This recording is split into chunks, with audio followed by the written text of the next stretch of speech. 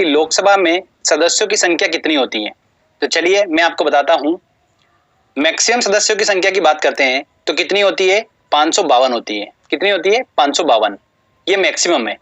वर्तमान में कितनी है, वर्तमान में है 545। 545 सदस्यों की संख्या है वर्तमान में लोकसभा में। अब देखिए, मैंने आपको बताया था राष्ट्रपति वाला लेक्चर में कि राष्ट्रपति जो है वो लोकसभा में 2 सदस्यों की नियुक्ति करता है। आंग्ला भारतीय समुदाय के 2 सदस्यों की नियुक्ति करता है। ठीक है, मैंने आपको बताया था। जिसने अगर वो लेक्चर नहीं देखा राष्ट्रपति वाला तो डिस्क्रिप्शन में लिंक दे रखा है मैंने, आप वहां से वो लेक्चर देख सकते हैं। तो हमको ये पता है कि 2 जो सदस्य है लोकसभा में उनकी नियुक्ति कौन करता है, राष्ट्रपति करता है। तो 545 में से 2 की नियुक्ति तो राष्ट्रपति ने कर दी, तो बचे कितने, 543 बचे। तो 543 जो है ये वो संख्या है जो निर्वाचन के द्वारा सदस्य चुने जाते हैं।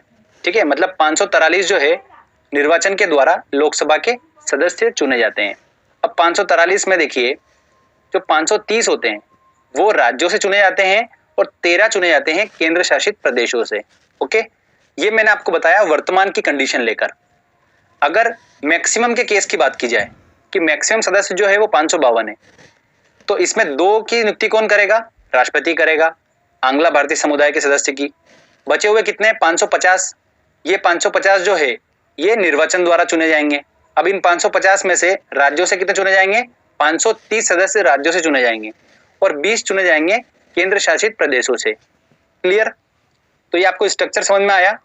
ये जो हाईलाइटेड वाला है ये पोर्शन है अपना वर्तमान वाला, और ये मैक्सिमम केस को लेकर बताया मैंने आपको।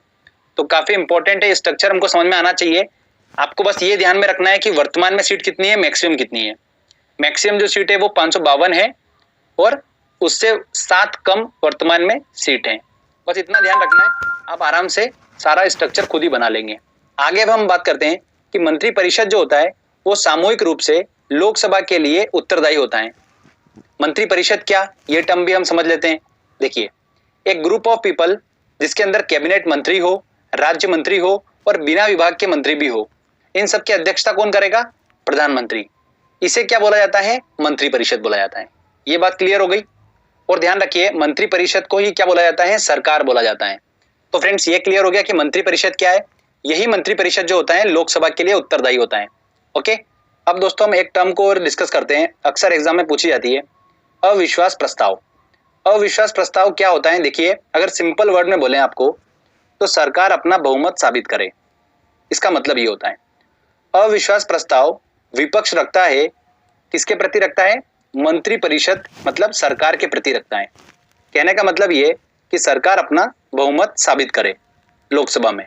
तो फिर क्या होगा, लोकसभा में वोटिंग होगी और अगर सरकार ने अपना विश्वास मत हासिल कर लिया, मतलब बहुमत साबित कर दिया, तो अविश्वास प्रस्ताव जो होगा वो क्या हो जाता है, खारिज हो जाता है। अगर सरकार विश्वास मत हासिल नहीं कर पाई, मतलब बहुमत साबित नहीं कर पाई, तब क्या होगा, मंत्री परिषद को इस्तीफा देना पड़ेगा। ओके, अब इसको हम देखो रियल एक एग्जांपल समझते हैं। सरकार में कौन है, मोदी सरकार, ठीक है, बीजेपी है, और विपक्ष में कौन है, कांग्रेस है।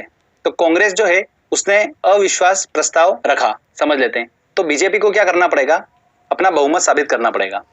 और बहुमत का जो आंकड़ा है वो कितना है, 273 है, कि 273 सांसद जो है वो सपोर्ट में है।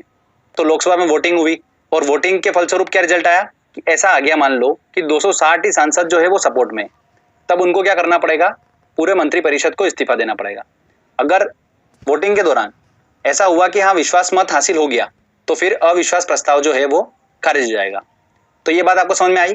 तो चलिए हम क्या क्या